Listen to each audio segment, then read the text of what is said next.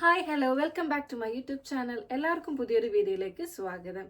കേരളത്തിലോ അല്ലെങ്കിൽ കേരളത്തിന് പുറത്തോ ഒരു പ്രൊഫഷണൽ ഡിഗ്രി പഠിച്ചിറങ്ങുക എന്ന് പറയുന്നത് ഏറ്റവും ചെലവുള്ള ഒരു കാര്യമാണ്. അപ്പോൾ ഈ പണമില്ലാത്തതിന്റെ പേരിൽ പഠിക്കരുത്, നമ്മുടെ ഒരു പഠനം നിഷേധിക്കപ്പെടരുത് എന്ന നിലയിൽ ഗവൺമെന്റിന്റെ സൈഡിൽ നിന്ന് നമുക്ക് ലഭിക്കുന്ന ഒരു സഹായം എന്ന പോലെയാണ് എഡ്യൂക്കേഷൻ ലോണ് എന്ന് പറയുന്നത്.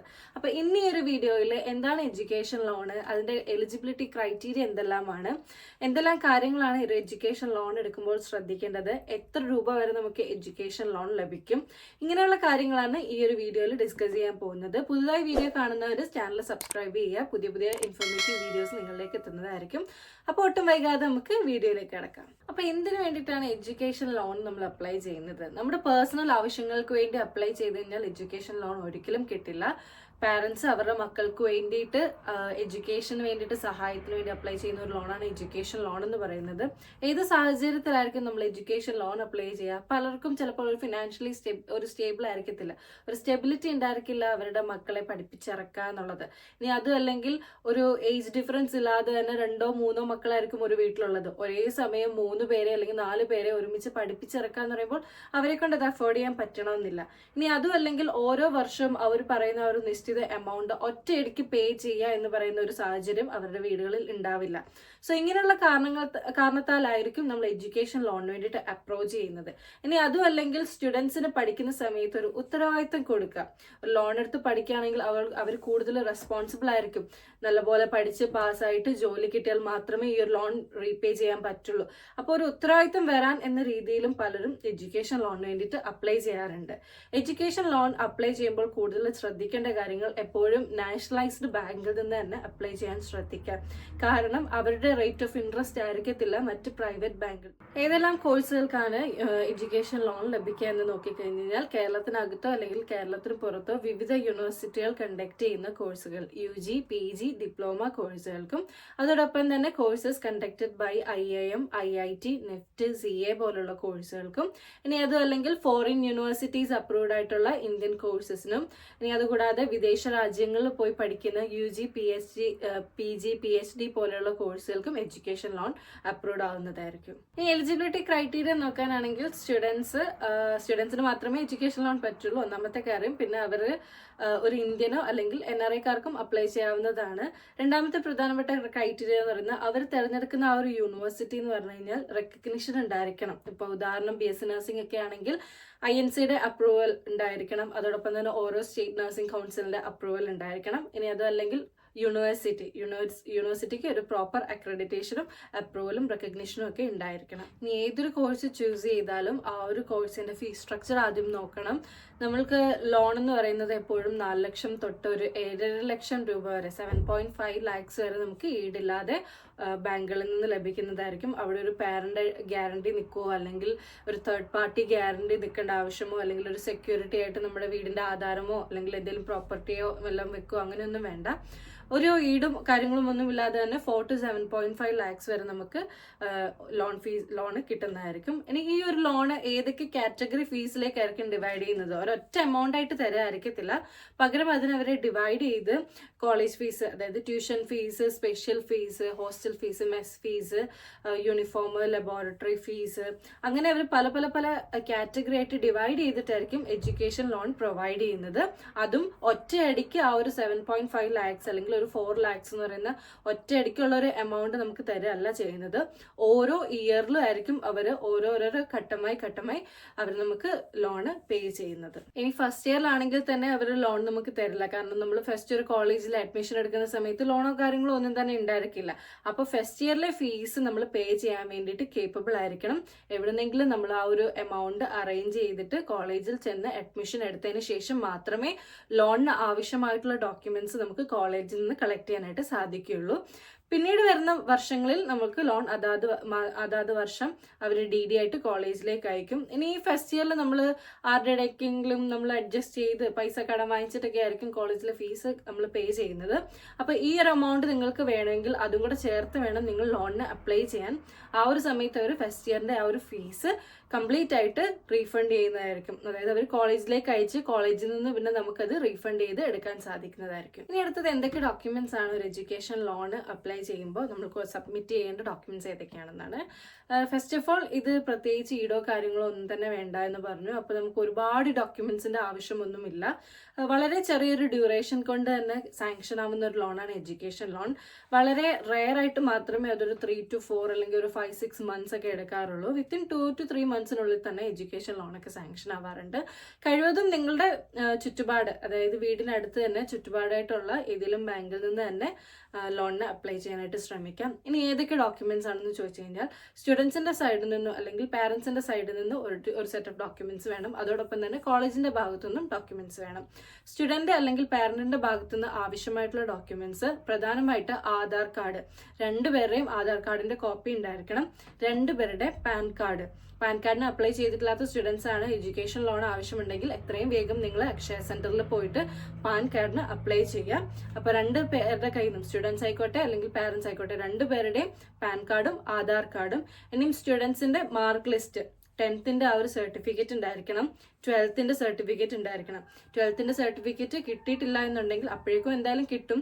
ഇനി അതല്ല അതിന് മുമ്പേ നിങ്ങൾക്ക് ലോൺ അപ്ലൈ ചെയ്യുമ്പോഴേക്കും 12th ആ ഒരു ഒറിജിനൽ സർട്ടിഫിക്കറ്റ് കിട്ടിയിട്ടില്ല എന്നുണ്ടെങ്കിൽ മാർക്ക് ലിസ്റ്റ് ആണെങ്കിലും വെക്കാൻ സാധിക്കുന്നതായിരിക്കും. ഇത് കൂടാതെ തന്നെ പാരന്റും സ്റ്റുഡന്റും കമ്പൈൻഡ് ആയിട്ട് ഏത് ബാങ്കിലാണോ നമ്മൾ ലോൺ അപ്ലൈ ചെയ്യുന്നത് അവിടെ ഒരു ജോയിന്റ് അക്കൗണ്ട് ഉണ്ടായിരിക്കണം. ഇനി കോളേജിന്റെ ഭാഗത്തിലേക്ക് വരാനാണെങ്കിൽ അവരുടെ ഭാഗത്തുനിന്ന് ആദ്യം വേണ്ടുന്നത് ഫീസുകൾ എക്സ്പ്ലെയിൻ ചെയ്തൊരു ഡീറ്റെയിൽഡ് ഫീസ് സ്ട്രക്ചർ ആണ്. അത് നിർബന്ധമാണ്. അത് കൂടാതെ തന്നെ അഫിലിയേഷൻ, ഏത് യൂണിവേഴ്സിറ്റിയിലാണോ ആ ഒരു കോളേജ് വരുന്നത് ആ ഒരു യൂണിവേഴ്സിറ്റി അപ്രൂവ്ഡ് ആണ് എന്ന് പറയുന്ന ഒരു ലെറ്റർ, അതിനകത്ത് തന്നെ ആ ഒരു കൗൺസിലിന്റെ അംഗീകാരവും വേണം. ഉദാഹരണത്തിന് ഇപ്പോൾ നഴ്സിംഗ് ആണെങ്കിൽ ഇന്ത്യൻ നഴ്സിംഗ് കൗൺസിലിന്റെ അംഗീകാരം ഉണ്ട്, അതോടൊപ്പം തന്നെ കേരള നഴ്സിംഗ് കൗൺസിലിന്റെ അംഗീകാരവും ഉണ്ട് എന്ന് തെളിയിക്കുന്ന ഒരു ലെറ്റർ ഉണ്ടായിരിക്കണം. ഫീസ് സ്ട്രക്ചർ ഉണ്ടായിരിക്കണം. അതോടൊപ്പം തന്നെ വേണ്ടുന്ന ഒരു ലെറ്ററാണ് ബോണഫൈഡ് സർട്ടിഫിക്കറ്റ് എന്ന് പറയും. ബോണഫൈഡ് സർട്ടിഫിക്കറ്റ് എന്ന് പറയുമ്പോൾ നമ്മൾ ഈ ഇത്ര തൊട്ട് ഇത്ര ഡ്യൂറേഷൻ വരെ ആ ഒരു കോഴ്സ് ആ ഒരു കോളേജിൽ പഠിക്കുകയാണ് എന്ന് തെളിയിക്കുന്ന, കോളേജിൽ നിന്ന് തന്നെ കിട്ടുന്ന ഒരു ലെറ്റർ പോലെയാണ് ആ ഒരു സർട്ടിഫിക്കറ്റ് എന്ന് പറയുന്നത്. അവരോട് നമ്മൾ റിക്വസ്റ്റ് ചെയ്ത് കഴിഞ്ഞാൽ അവർ നമുക്ക് തരുന്നതായിരിക്കും. അപ്പൊ ഇതൊക്കെയാണ് റിക്വയർഡ് ഡോക്യുമെന്റ്സ് എന്ന് പറയുന്നത്. അപ്പൊ ആദ്യം തന്നെ ഈ ഒരു സെറ്റ് ഓഫ് ഡോക്യുമെന്റ്സ് നമ്മൾ റെഡിയാക്കി വെക്കുക. ഈടൊന്നും വെക്കുന്നില്ല എങ്കിൽ പോലും നമ്മൾ കരമടച്ച ഒരു റെസിപ്റ്റ് അവർ ചോദിച്ചിരിക്കും. അതായത് നമ്മളുടെ സ്വന്തമായിട്ടുള്ള ഒരു പ്രോപ്പർട്ടിയുടെ കരമടച്ച റെസിപ്റ്റ് നമ്മൾ സബ്മിറ്റ് ചെയ്യേണ്ടതായിട്ട് വരും. അപ്പൊ അതും നമ്മളുടെ കയ്യിൽ കരുതുക. കരമടച്ചിട്ടില്ലെങ്കിൽ കരമടച്ച് ആ ഒരു റെസിപ്റ്റ് കയ്യിൽ കരുതുക. ഇനി ഇതെല്ലാമായിട്ട് നമ്മൾ ഒന്നെങ്കിൽ ബാങ്കിലേക്ക് ചെല്ലുക. ഫസ്റ്റ് നമ്മൾ ഈ ഒരു ഡോക്യുമെന്റ്സ് എല്ലാമായിട്ട് ബാങ്കിൽ ചെല്ലുന്നതിന് മുമ്പ് തന്നെ അടുത്തുള്ള ഒരു ബ്രാഞ്ച് ഏതാണോ അവിടെ ചെന്നിട്ട് നമ്മൾ ആദ്യം അന്വേഷിക്കുക എങ്ങനെയാണ് എഡ്യൂക്കേഷൻ ലോണിന് അപ്ലൈ ചെയ്യേണ്ടത്. ഒന്നെങ്കിൽ നമുക്ക് ബാങ്കിൽ നിന്ന് തന്നെ ഒരു ആപ്ലിക്കേഷൻ ഫോം തരും. ആ ഒരു ഫോം ഫില്ല് ചെയ്ത് അതിനുശേഷം അതിനകത്ത് ഉണ്ടാവും ഏതൊക്കെ ഡോക്യുമെന്റ്സ് ആണ് അറ്റാച്ച് ചെയ്യേണ്ടത്. അപ്പോൾ നമ്മുടെ കയ്യിലുള്ള ഈ ഒരു ഡോക്യുമെന്റ്സും കൂടെ അറ്റാച്ച് ചെയ്ത് നമുക്ക് സബ്മിറ്റ് ചെയ്യാൻ സാധിക്കും. ഇനി അതല്ല എന്നുണ്ടെങ്കിൽ ചില സമയത്ത് ചില ബാങ്കുകൾ പറയും പോർട്ടൽ വഴി അപ്ലൈ ചെയ്തിട്ട് ആ ഒരു ആപ്ലിക്കേഷൻ പ്രിന്റ് ഔട്ട് എടുത്തതിന് ശേഷം ബാങ്കിൽ ചെല്ലുക എന്നുള്ളത്. അങ്ങനെയാണെങ്കിൽ വിജയലക്ഷ്മി പോലെയുള്ള പോർട്ടലിൽ കയറി അപ്ലൈ ചെയ്തതിന് ശേഷം ആപ്ലിക്കേഷൻ പ്രിന്റ് ഔട്ട് എടുത്ത് നമ്മൾ ബാങ്കിൽ ചെല്ലുക, ഈ ഒരു സർട്ടിഫിക്കറ്റ്സുമായിട്ട് ചെല്ലുക. ലോൺ അപ്ലൈ ചെയ്യുമ്പോൾ ഒരു ഫീസും ഉണ്ടായിരിക്കുന്നതല്ല. അതായത് നമ്മൾ ഈ ഒരു ലോൺ സാങ്ഷൻ ആവാൻ വേണ്ടി ബാങ്കിന് ഇത്ര രൂപ കൊടുക്കണം, അങ്ങനെ ഒരു ഫീസോ കാര്യങ്ങളോ ഒന്നും തന്നെ ഇല്ല. ഒരു ഫീസും ഇല്ലാതെയാണ് നമുക്ക് ലോൺ സാങ്ഷൻ ആവുന്നത്. വൺസ് നമുക്ക് ലോൺ സാങ്ഷൻ ആയി കഴിഞ്ഞ് കഴിഞ്ഞാൽ ആദ്യത്തെ ഇയറിലെ ഫീസ് ഓൾറെഡി നമ്മൾ കോളേജിൽ പേ ചെയ്തിട്ടുണ്ടെങ്കിൽ ആദ്യം പറഞ്ഞതുപോലെ തന്നെ നമ്മൾ റിക്വസ്റ്റ് ചെയ്താൽ മതി. കോളേജിൽ നിന്നോ അല്ലെങ്കിൽ ഡയറക്റ്റ് നമുക്ക് DD ആയിട്ടോ വാങ്ങിയത് നമുക്ക് റീഫണ്ട് ചെയ്തെടുക്കാൻ സാധിക്കുന്നതായിരിക്കും. പിന്നീട് വരുന്ന വർഷങ്ങളിൽ നമുക്ക് ആ ഒരു ലോൺ പേയ്മെന്റ് കിട്ടണമെന്നുണ്ടെങ്കിൽ മിക്ക ബാങ്കുകളും അവരുടെ ഒരു ക്രൈറ്റീരിയ ആയിരിക്കും ആ ഒരു സ്റ്റുഡന്റ് അക്കാഡമിക് പെർഫോമൻസ് എന്ന് പറയുന്നത് വളരെ ഹൈ ആയിട്ട് തന്നെ പുലർത്തിയിരിക്കണം. ഒന്നെങ്കിൽ അവർ ആ ഒരു പ്രീവിയസ് ഇയറിൽ അവർ പാസ്സായ ഒരു സർട്ടിഫിക്കറ്റ്, നമ്മൾ ഓരോ ഇയറും എക്സാം എഴുതി കിട്ടുന്ന ഒരു സർട്ടിഫിക്കറ്റ് ഉണ്ടാവുമല്ലോ, അപ്പോൾ ആ ഒരു സർട്ടിഫിക്കറ്റ് ചിലപ്പോൾ ഹാജരാക്കേണ്ടതായിട്ട് വരും. ഇനി അതും അല്ലെങ്കിൽ ഓരോരോ ബാങ്കിനും ഓരോരോ റൂൾസ് ആയിരിക്കും. അപ്പോൾ അതും നിങ്ങളൊന്ന് ചെക്ക് ചെയ്തതിന് ശേഷം മാത്രം പിന്നീട് വരുന്ന ആ ഒരു ലോൺ പേയ്മെന്റ് അതിനെ ഡിപ്പെൻഡ് ചെയ്തായിട്ടായിരിക്കും വരുന്നത്. അങ്ങനെ 4 വർഷം കംപ്ലീറ്റ് ആയി. 4 വർഷത്തിന് ശേഷം നമ്മൾ ലോണ് തിരിച്ച് അടച്ചു തുടങ്ങേണ്ടത് 1 വർഷത്തെ ഗ്യാപ്പിന് ശേഷമായിരിക്കും. 1 അല്ലെങ്കിൽ ചിലപ്പോൾ 6 മാസമോ, അത് ബാങ്കിനെ ഡിപ്പെൻഡ് ചെയ്തിരിക്കും.